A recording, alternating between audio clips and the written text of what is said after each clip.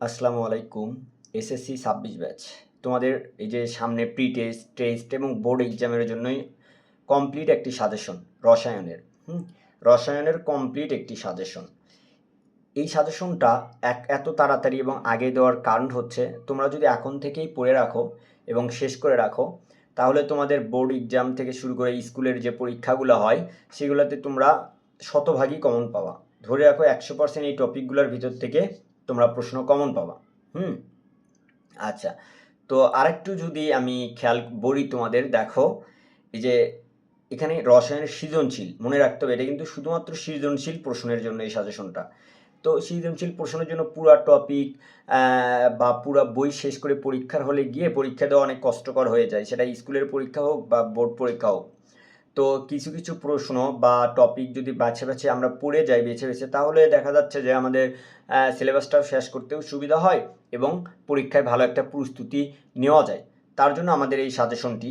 দেখো তৃতীয় অধ্যায়, এটা শর্ট সিলেবাসের তৃতীয় অধ্যায়ের যদি একটু খেয়াল করো তাহলে বুঝবা। দেখো এখান থেকে ইম্পর্টেন্ট যেটা সেটা হচ্ছে বোর পরমাণুর মডেল, রাদারফোর্ড পরমাণুর মডেল এবং এই তুলনাগুলো আর ইলেকট্রন বিন্যাস, অর্থাৎ মডেলের যে তুলনা আছে, এই যে বোর পরমাণুর মডেল, এই মডেলগুলোর যে তুলনা সেটা খুবই গুরুত্বপূর্ণ। এটা একটু দেখবা এই অধ্যায় থেকে প্রতি বছর এই কোশ্চেনগুলাই বেশি আসে। তো এটা একটু তোমরা একটু দেখে নিবা। আর ইলেকট্রন বিন্যাস পদ্ধতিটা আমরা এখন আসি।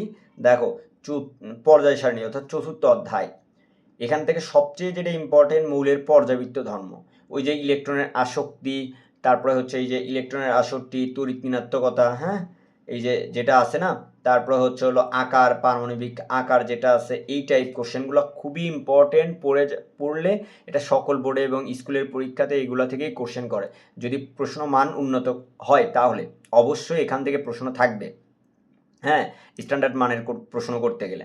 তারপর অষ্টক এবং ২-এর নিয়মটা দেখবা, মৌলের অবস্থান অর্থাৎ কোন মৌল, যেমন আমরা সোডিয়ামের অবস্থান জানি ১ নাম্বার গ্রুপের, ১ নাম্বার পর্যায়ের কত নম্বর গ্রুপে অবস্থান তোমরা তো এটা জানোই।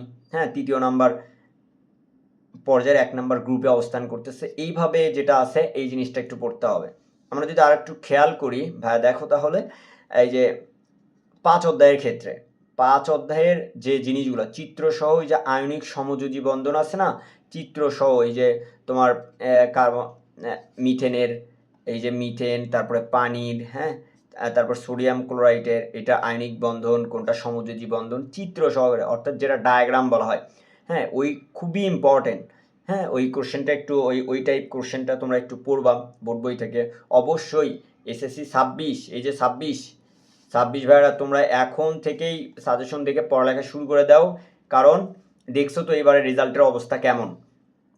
তো এই অধ্যায়ের দেখো এই টপিকগুলো চিত্রসহ আয়নিক ও সমযোজী যৌগের গঠন, আয়নিক যৌগের পানিতে দ্রবীভূত হওয়ার, এবং এটা কিন্তু ইম্পর্টেন্ট, এবং তড়িৎ প্রবহনের কৌশলটা, এই যে ডেলের মান দিয়ে যেটা আছে, যোজ্যতা, ইলেকট্রন, গ্রাফাইট, বিদ্যুৎ পরিবহন, সব থেকে কিন্তু বারবার বলতেছে আয়নিক এবং সমযোজী বন্ধন এবং পানিতে দ্রবীভূত হওয়ার, এই জিনিসটা পড়লেই অধ্যায় থেকে হয়ে যাবে। তাহলে আমাদের পরবর্তী অধ্যায় কোনটা আছে দেখো তো, ষষ্ঠ অধ্যায়, মৌলের ধারণা। এখান থেকে ওই যে রাসায়নিক গণনা বা মোল, ওই যে মোল গণনা আছে না, এই যে একটা সূত্র আছে SMV ১০০০, এই টাইপ কিন্তু গ নাম্বার কোশ্চেন খুব আসে, এই টাইপের কোশ্চেনটা দেবে। এবং শতকরা সংযুক্তিটা খুবই ইম্পর্টেন্ট। শতকরা সংযুক্তি, স্থূল সংকেত, দ্রবণের ঘনমাত্রা, এই নির্ণয়গুলো একটু পড়বা। কারণ দেখো পুরা বই, এই যে পুরো একটা বই তুমি পড়ে গিয়ে পরীক্ষা দিতে যদি যাও শেষ করতে অনেক কষ্ট হবে। তার জন্যই আমাদের এই সাজেশন।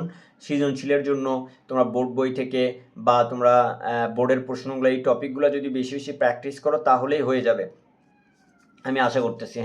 তো আমরা পরবর্তীটাতে একটু যাই, তাহলে দেখতে পারবা।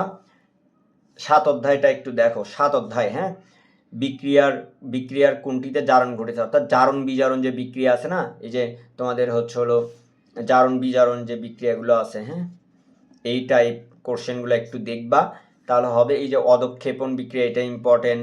তারপরে লাসেতের নীতি, এটা ইম্পর্টেন্ট। এটা একটু দেখবা। এবং ব্যাপন হারের তুলনা গ্রাফটা, সরি এটা একটু দ্বিতীয় অধ্যায়ের জিনিসটা এসে গেছে, তার জন্য আমি দুঃখিত, এটা একটু কাটা দাও। তো এই জিনিসগুলো আসবে, এটা দ্বিতীয় অধ্যায়টা এখানে পড়ে আসছে। অদক্ষেপণ বিক্রিয়া, মরিচা, এই জিনিসগুলো একটু বা এই টপিকগুলো একটু তোমরা বই থেকে বেশি বেশি পড়বা, তাহলে হয়ে যাচ্ছে। এখন এই যে এটা কিন্তু আংশিক বলে দেওয়া আছে। আংশিক মানে কি জানো? আংশিক মানে কিছু কিছু টপিক, সব টপিক না।